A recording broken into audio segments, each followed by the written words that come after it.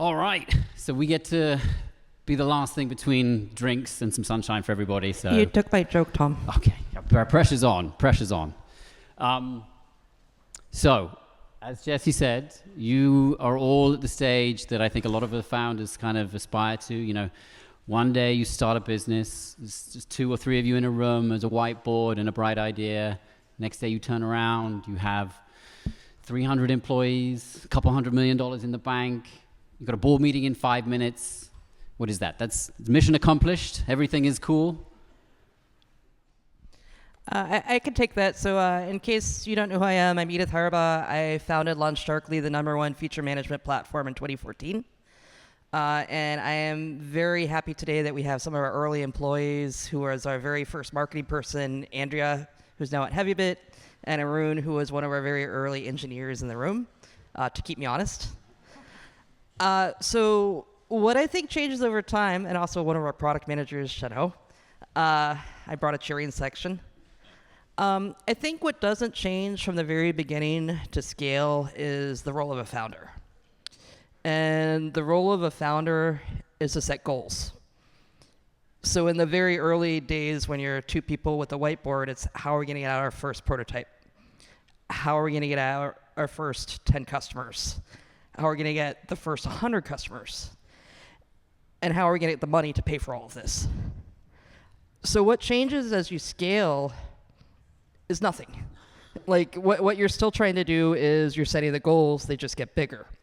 Instead of how am I going to get the nerve to ask a customer for $20, it's how I'm going to get the nerve to ask a customer for $200,000 and justify it. Instead of convincing somebody to give me $2 million for a seed round, how I'm going to convince somebody for $200 million for a Series D. And then how do I set up all these processes around that? You know, the stuff that you do at the early stage, you absolutely have to do as a founder. You know, you have to go make the first deals. You have to do the first marketing. But then how do you hire people who are better than you who can help you scale?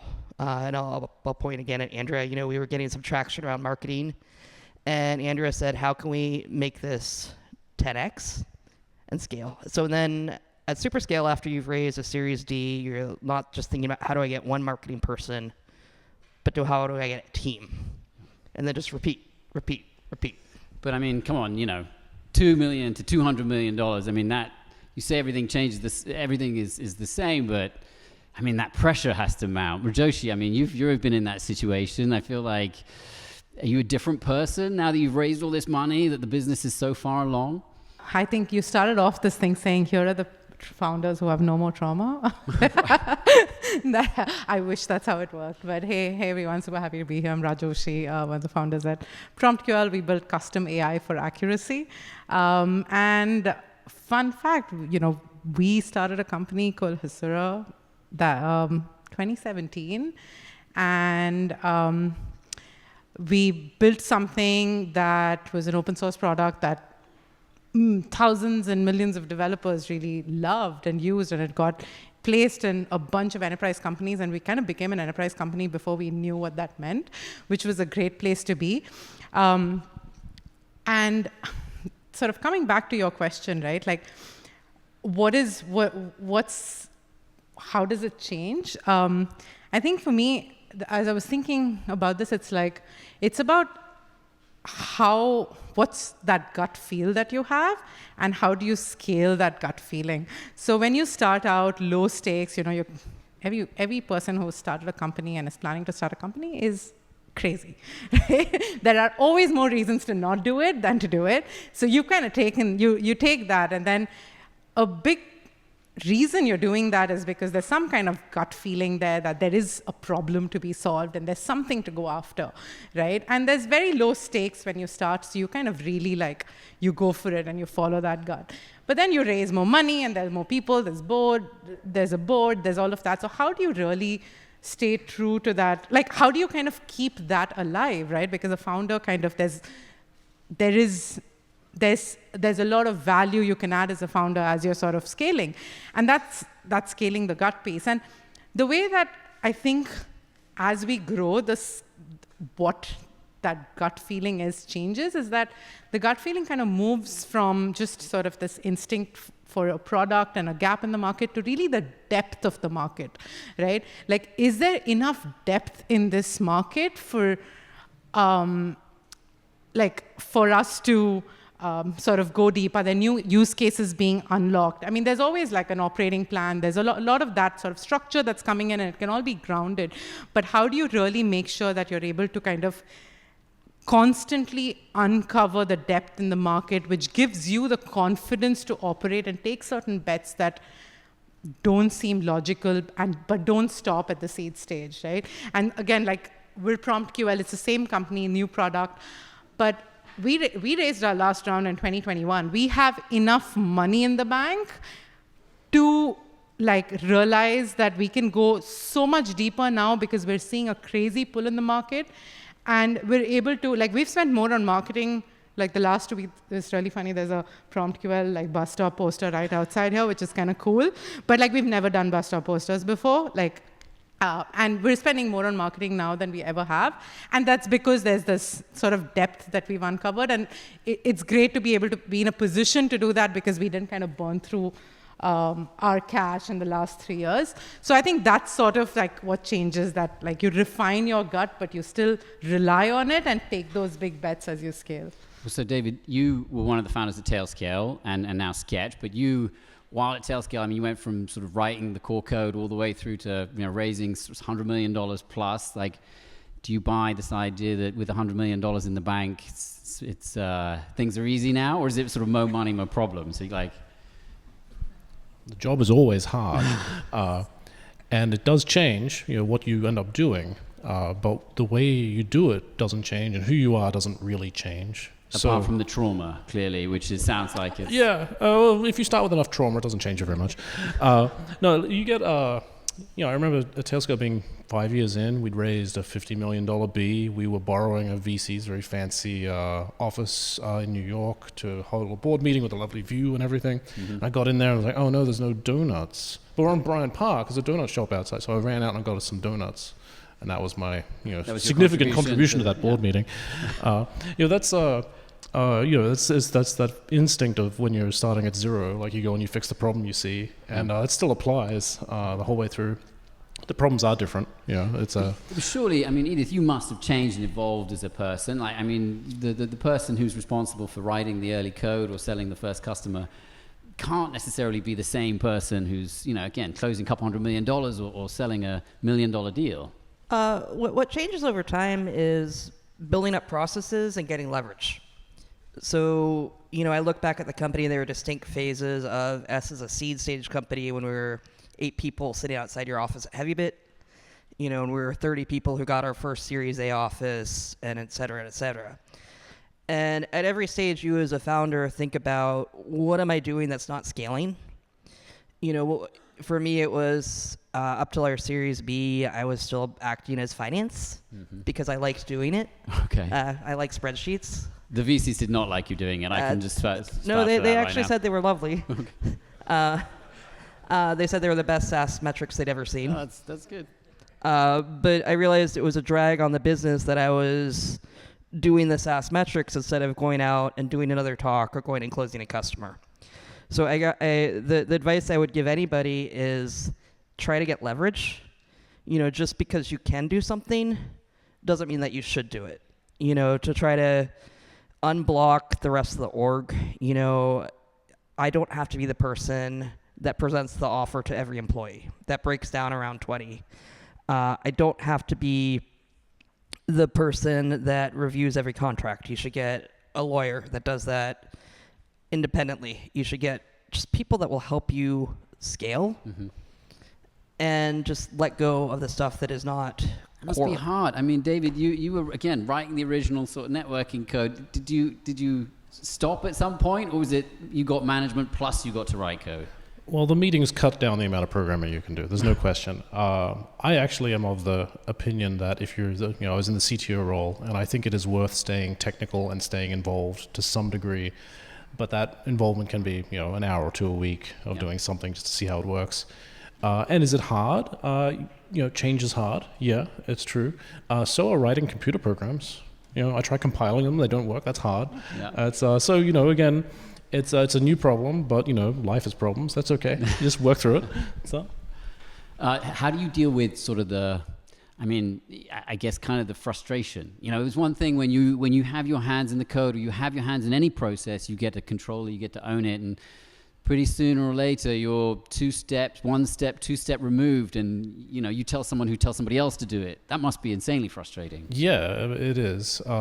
Particularly when they do it wrong. Yeah, well, it's even worse than when you do it wrong. Yeah, I'm reminded of the Hulk in that Avengers movie about how do you stay angry? It's that's my secret. I'm always angry. Right. You're just constantly frustrated at the state of affairs. Exactly. Yeah. But on the other hand, if you set up systems, you could be very pleasantly surprised. That I don't have to be in every design review. I don't have to review every PRD.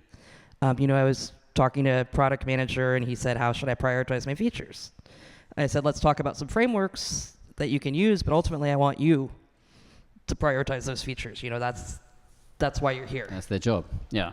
But a lot of that, it's predicated on not just picking great people and having great people join, but having people who sort of believe in the same things that you do, right? Like Rajoshi, people who live the Hasura PromptQL way, who kind of want to be part of the team. Like, how do you make sure that not just that you're hiring a talented programmer or a talented salesperson, but someone who's going to be, part of the story and part of the kind of culture and part of the fit? Yeah, I think 2 parts to that, right? Like kind of the previous part about like how do you get comfortable as a founder, as there are lots of people now doing the things that you were deeply involved in.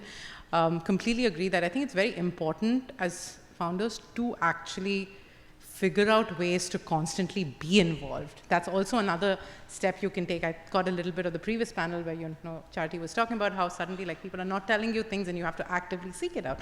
So it is important to stay involved, and another part of it is with your customers that as you're growing from like your $20 to 200K to 2 million, like you need to stay involved so you're constantly learning about what's happening outside of you. So I think that's super important as a founder to kind of keep doing, but also to sort of realize that what are kind of irreversible decisions that you need to kind of go in and quote unquote micromanage versus what are the things that it's okay, like let's play out. Maybe something you think is a terrible idea will work out great, and it's not something you would have done, and that's kind of the building the team and letting them lead and trust that they'll do a great job or like learn, but it's not a big deal even if it doesn't go well. So I think that to be able to distinguish between what's irreversible and what's irreversible, I think building up that muscle a little bit as we kind of scale. But to the other part about how do you scale the people around you or the culture as the team grows? And I think culture is like the 5 people you talk to every day. Like that sets the culture. Early days, you're talking to everybody, and that's like why the early team becomes so important as culture carriers. But that's not going to scale. So how do you build a company where everyone is surrounded by the people that kind of carry culture, right? So what does it take to get there? And and we are kind of going through a pretty aggressive culture shift right now in the company where we're like, hey, the market's crazy, so we really need to be functioning a little bit differently. And then you kind of add on a lot of other stuff over there to kind of make it a lot more deliberate. And including what we did is we actually printed this custom Nike swag, which is just internal with like the goals that we have for the company. Like it looks very cool. It's aspirational swag. Yeah, and it was like with a form, like with a letter that was written and shipped to every single person, and then every single person in the company spent 15 minutes with my co-founder, CEO, having those conversations, kind of talking about why this is different. So sometimes you need these deliberate acts, but also like you need to constantly be like creating, like be aware whether that 5 people rule kind of scales and works, right? Yeah, for our first 2 years, it was me and my co-founder, and then we grew over 2 years to a grand total of 8. So our culture was pretty that's easy. quadrupling. I mean, that's pretty substantial. So I compared it to being in a submarine. Not only could you hear somebody sneeze, you could hear them preparing to sneeze. So our culture, it just happened. It was, we had this very tight-knit culture where, we ate lunch together every day. We didn't have all hands because they would say, Edith, I literally talked to you. just saw you. 2 minutes ago. Right. Why are we having all hands? Yeah. But what happened after our Series A was we decided that we had to get deliberate about our culture and start putting into all these places these rituals and deliberate nudges, because we realized that in the absence of us thinking about our culture, you always have a culture. It's just not one that you like. So after our Series A, we had a lot of very quick attrition where people would join and leave within 3 to 4 months. Which is extremely painful because, okay, we just hired you. We're starting to get a little bit of productivity. We like you. You're producing, and then you leave, and then we have to restart the interview process. So we paid deliberate attention in terms of, okay, are we really interviewing people correctly? Are we talking about our values? Are we clear about what our values? Are we all aligned about what our values? We wrote it down, and we had a deliberate culture section in our interview. And it wasn't culture like, hey, do you like rock climbing, or are you a nerd who likes reading books? I'm guilty. But it was, do you like working with other people? If you make a mistake, will you admit it?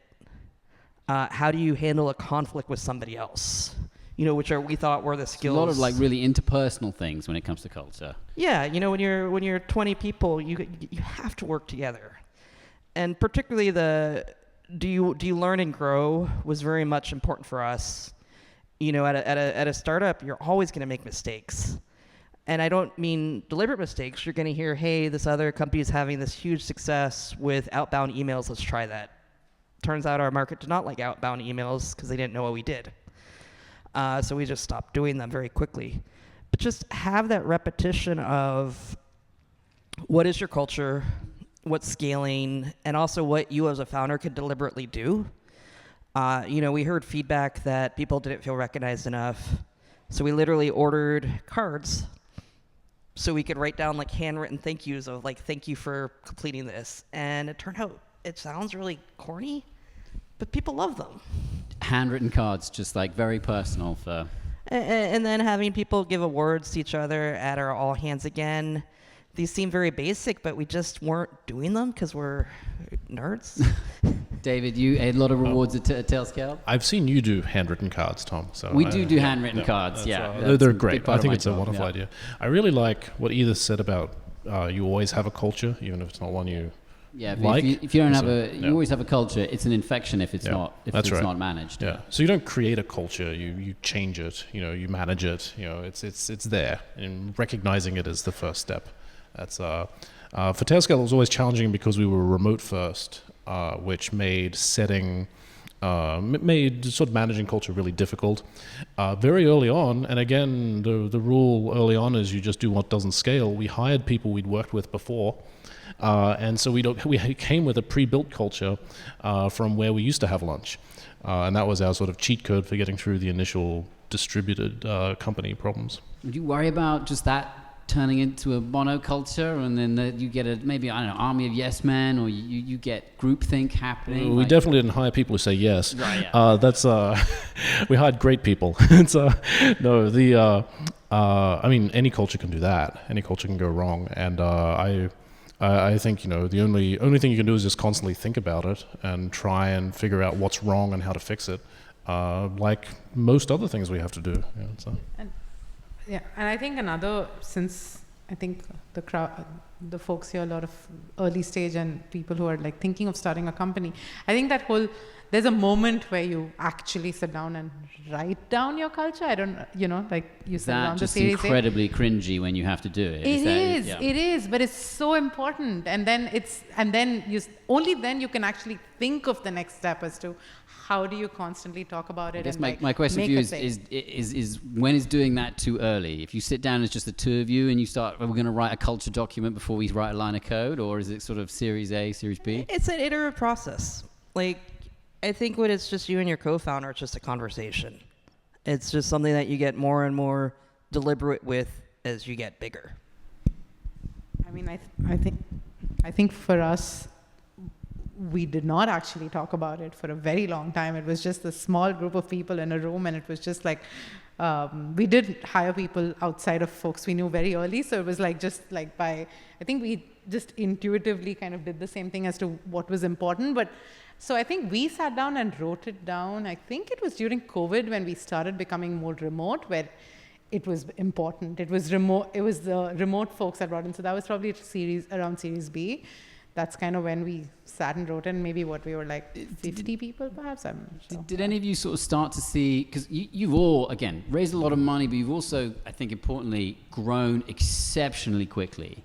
And one of the challenges is that a lot of stuff breaks. The culture drifts, like the new people that you hire, they may not be working out. People are, you hire someone to hire someone else, and again, it becomes harder to enforce that. Like, how do you know when things are breaking or you're moving too fast? So the unfortunate thing is that when you're moving too fast, that's a good problem.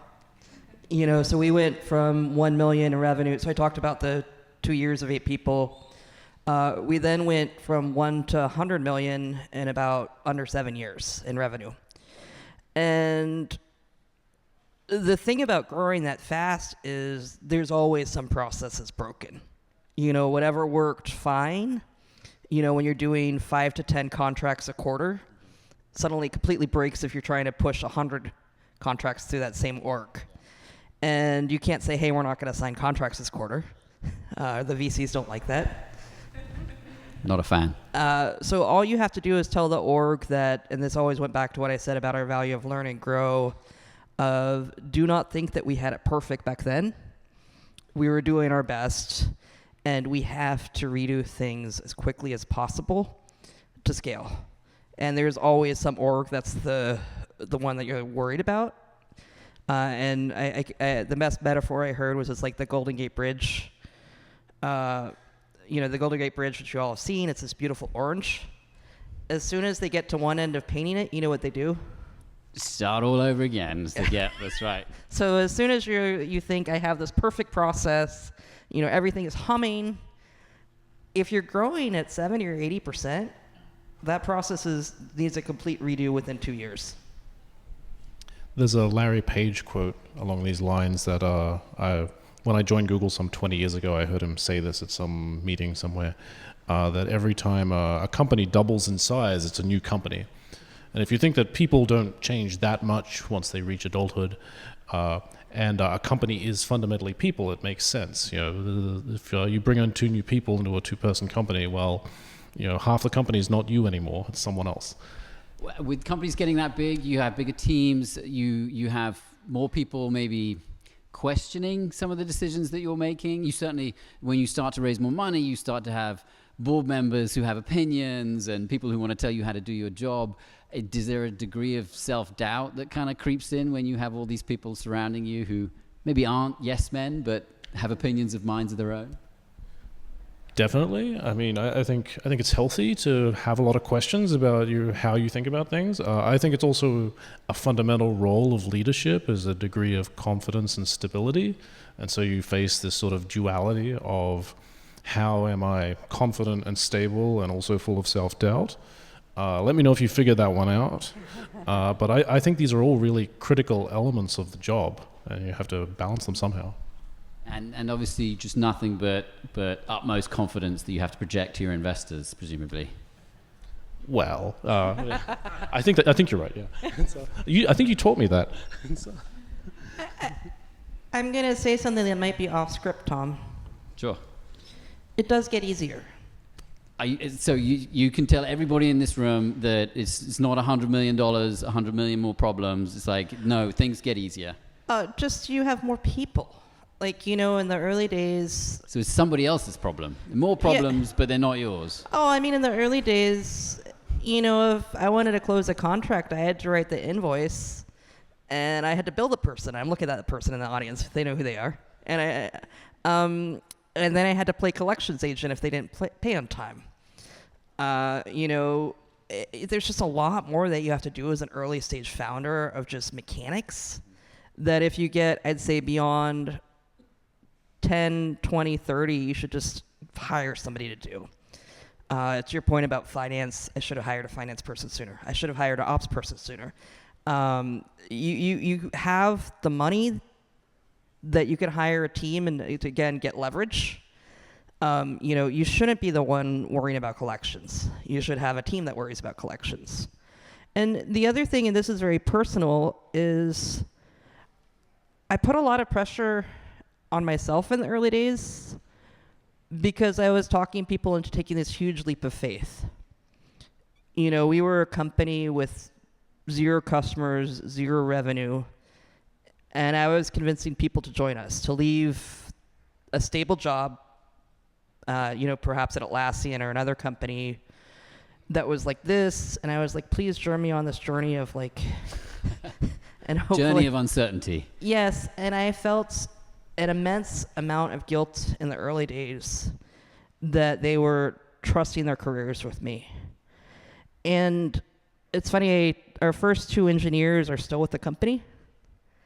And I saw one of them in New York, and I said, thank you so much for, leaving your stable job and joining me. And he's like, no, Edith, I was so excited when you gave me that opportunity. Like, but the pressure of being an early stage founder is immense, and once you reach scale, there's just a lot more stability and just rhythm. Do you find a specific pressure to like find the outcome, find the exit? And I mean, no one's giving you this money as a gift, right? Everyone's expecting a return. You need to IPO, you need to get acquired. Like, do you start to feel that more the more you raise, or you feel that from the moment that you raise your first venture dollar? You have someone on your back saying, where are we shopping this? Yeah, that's a really good question. I felt it more keenly as we went on, but it was there from the first day. There are these fundamental responsibilities, and we were very lucky early on. The people we hired were at a place in their life where they could easily take a risk, and they made that clear to me. And so I didn't have what you were talking about, Edith, where there was this big concern there. I felt that much more as we went on, and we still weren't. At our Series A, we still weren't a slam dunk company. The numbers were good, but there was risk. We were hiring people who were looking for careers, and that deeply concerned me. And similarly, as the numbers, as the leverage increases in the rounds, the risk structure changes, and it's very hard to keep taking risks after having succeeded several times. But you have to keep doing it. It's like, all right, another roll of the dice. Because there's no real other way to make it work, and so I felt that more keenly as we went on. So. Did you at least? I mean, I guess in the early days, you have this degree of guilt. It's like we're not sure the company's going to even work out, and so this person's taking a big leap of faith. Did that switch at some point to which is like, no, we're a successful company now, and anybody will be lucky to join us. We're on this sort of a rocket ship, and our standards are going up. I definitely felt a bit of that around, after our Series B. There was a bit of that. Yeah, it's No, I think money and fundraising helps with that, right? Because I think in terms of like, we started out as a consulting shop where there were times where we did not have money to like pay folks, So having money helps, and then at least you're like, hey, listen, you're making good money. You're really capable, and you'll find another job if we go bust. Like, so I think that confidence that you're not risking someone's career and life comes very easily with raising funds. All right. Well, all we've heard so far is that being a founder, even a successful one, involves a high degree of guilt, a high degree of pressure, and lots of frustration. There must be an upside. Oh, it feels so good when a customer loves what you've built. So we have 6,000 customers worldwide. At one point, I knew every one of them because, as I said before, I was finance. So every time a customer signed up, I put them in the spreadsheet. I just love the idea of you sort of like knocking on the door and signing a contract, and then 5 minutes later, like coming back, knocking on the door and saying, hey, yes, we'd like the money now, please. Oh, yeah. Yeah. Oh, yeah. I got good at collections. It served me well in fundraising, too. So the joy, I call it the joy and pride of being an innovator. The joy of a customer who's been with you for 5 or 10 years. We have some 10-year customers now saying, this changed the way we built software. This changed the way we develop. This changed our reliability. This changed how we think about the world. And then not only that, the engineers of these companies say personal things, because what we do is, if a release goes bad, you can very quickly roll it back or save it. And they say, this saved my marriage. No, literally. Like, if you're used to having outages on weekends and being on call, everybody's shaking their head. Like, this is a relationship killer. I can't make plans. If I do make plans, I have to leave my kid's soccer game. I can't be there for my family. That feels very, very good to me, that people say it saved their relationships. And then I'm also very proud of the folks who have made their careers at LaunchDarkly. As you grow and scale, not everybody stays with you for forever. Sometimes they like a smaller company and they move on. But they say stuff like, I liked working at your company. I learned a lot of skills. This was a place where I made my career. That feels very good. That goes back to joy and pride. Yeah. So it sounds like, I think maybe some people start, people start companies for different reasons. One, maybe to make a dent in the universe, or just to make a lot of money, perhaps. But it sounds like for you, success is a kind of measure of the impact you're having in people's lives. Do you get to a point where you think, right, this is enough success for me, whatever barometer or measure of success you have? I think the big moment for me is actually a concept you hear a lot about in the startup world, which is it's either called 0 to 1, it's called product market fit, all these things. My favorite version of this comes from the founder of AdMob, Omar, relayed to me through my co-founder, who talked about starting a startup is you come to work every day and you push a boulder and you just give it a shove, and you come to work the next day, do the same thing until one day the boulder starts rolling on its own, and then the job is basically to scramble ahead of it and not get crushed. To build the scaffolding for the boulder to roll down. Exactly. Hire some people to help you with the boulder. Absolutely. But when you achieve that, like it's you did a thing, and that's if I still had to write a resume, that would be the thing on the resume. It's like, got a boulder rolling. Yeah. Well, Joshi, what are you most proud of everything you've done with Hasura and PromptQL? A lot of what Edith said resonated deeply, right? I think I'll start with just folks who've been with us for really long, and they buy a house, and there's first careers. We actually have a lot of people whose first jobs were with us, they were straight out of university. So they buy a house, and then you're invited, and because it's hey, this is, so it's it just feels so good when you're and this is, you hear about it much later. So there's that. There's a recency bias, a story that was just from the sort of the highs of being a founder.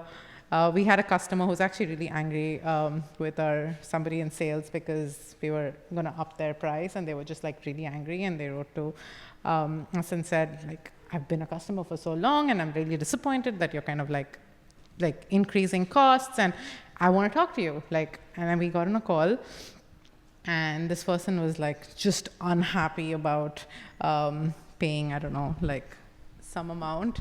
And $5,000 a year, $6,000. Yeah, no. Literally. Customers are the worst. And then, no, but here's the kicker, right? Then they're oh, but what's this PromptQL thing about? And then we talk, and then suddenly they're in the same conversation, you're cribbing about 25K, and then the next minute you're I want to have a conversation for 300K with your salesperson about PromptQL, and literally is a deal, closing, no. And it's insane. It's these insane moments that, you have these highs and lows, which you get kind of addicted to, but it's just a lot of fun. There's a lot of fun. That's kind of why you're crazy and you keep coming back to it, Our first 5-figure deal, which was I think it was $11,000. I should have asked for probably 10x that. So I was working with the procurement woman, and we got the deal done. And 2 years later, she had gone to another company. And at this point, thankfully, I had hired a much better team than me who dealt with procurement. But the contract still came to me to sign, and I saw her name on it. And I sent her an email nice to work with you again. And she's of course I remember you. I'm so happy that awesome. You're still a vendor at a totally different company. That's great. Well, look, it's amazing in that as founders you sort of get to touch so many people's lives, whether that's customers of yours or employees of yours or the spouses of the employees of yours. But it's a pretty lonely job. It's pretty lonely at the top. Like, how do you deal with, sure, okay, you have a co-founder, but there's even sometimes things you can't talk to them about. Like, how do you deal with the pressure or the isolation of being the boss? I think that's a great question. I think being a founder, the other part of it is very lonely. Like, it is very hard to kind of build peer groups and every time you go through one of the lows, you feel like you're the only person in the universe going through this low, and it's a pretty terrible place to be. And I think we didn't actually go through any kind of accelerator type program where we didn't have a cohort of founders that we were easily connected to. So it would just be like we would keep meeting people every now and then. It was always great, but it wasn't something there wasn't something easily available, I guess. And we didn't try to do something like that as well. So, but recently, I think like the last 2 years-ish, tried a couple of things. Like I actually tried exec coaching, which turned out to be pretty good. It was like founder therapy. And I think my co-founder CEO also was part of a peer group, which has also been really interesting. And I think VCs came in handy and were helpful. So that was good. They had something to do. It was nice. But so I think those have actually been super helpful just because, again, you're like, everyone's going through a lot of very, very similar problems or have gone through and have figured it out, and you do not need to reinvent the wheel every time, and you're not the only person in that situation. And even though you know it theoretically, you don't remember it or feel it when you're kind of going through a low. So I think surrounding yourselves intentionally with other founders is actually really important. And I think for folks who are starting out, it's good to sort of almost think about that, how you're going to be resilient and mentally stable through all of this and kind of invest in it as early as possible. I think we invested in it too late, but at least we did sometime. Yeah, that's true. If you find yourself talking to VCs more than founders, find some more founders to talk to as a founder. There's nothing wrong with talking to VCs, but it's just different. I'm glad you answered that question properly, because my answer is I have a cheat code for this again, which is that I love writing software and shipping things to people and getting them to use it. And so as long as I can set things up so I can ship something and get someone to try it and maybe build something good, I can get through anything. And so I mean, that's your mental peace, right? Like whatever. I think exactly. Exactly. That's just who I am. Yeah. Am I allowed to be honest? Yeah, absolutely. Encouraged. Not too honest, but just Heavybit was so valuable to me. just the right amount of honest. So we went in 2015 after me at a DevGuild event, cornering Tom and saying, so we're in, right? That's 100%, and you were. I mean, at the time. And I said, so you're going to sign the paperwork now? And he said, absolutely, 100%. That was my recollection, at least. We were absolutely 100% all the way. So, and Tom's like, oh shoot, what have I done? No, I think this event, like that's why we put these on. Yeah. So, but my actual story was that was the best move ever, because we went into the clubhouse and there were companies that were moving out, like Circle CI, which was a stage ahead of us. There were companies several stages ahead of us, like PagerDuty, who would come back and give talks about enterprise sales. There was a cohort around us where we were friendly rivals about what's your ARR this month. There was a lot of lessons learned about what was working of other people. And it was so valuable, to have those talks with other folks about, what are you going through? What are you seeing in the market? How are you thinking about pricing? Like, I remember my co-founder and I arguing about pricing once. And then Oren Titch, who'd been the COO of Heroku, who was sitting next to us in another startup, just being like, Edith's right, just do it. Tired of hearing you two bickering. Right. Perfect. But just that camaraderie and cohesion of that we're not competitors, but we can learn from each other, I appreciated so much. That's awesome. And as I say, look, that's why we put these kinds of events on. There's, as Jesse pointed out at the start, we have people in this room who have raised hundreds of millions of dollars, all the way to the people who are just thinking about raising their first dollar.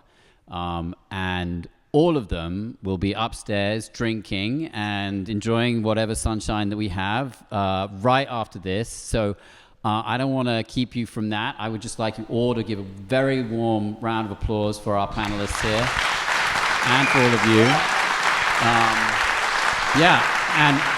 And with that, so we're going to open the bar, and I would encourage everybody to go and grab a drink upstairs on the roof, where you'll get to talk to these lovely folks and one another, and hopefully make some of those valuable founder-to-founder connections.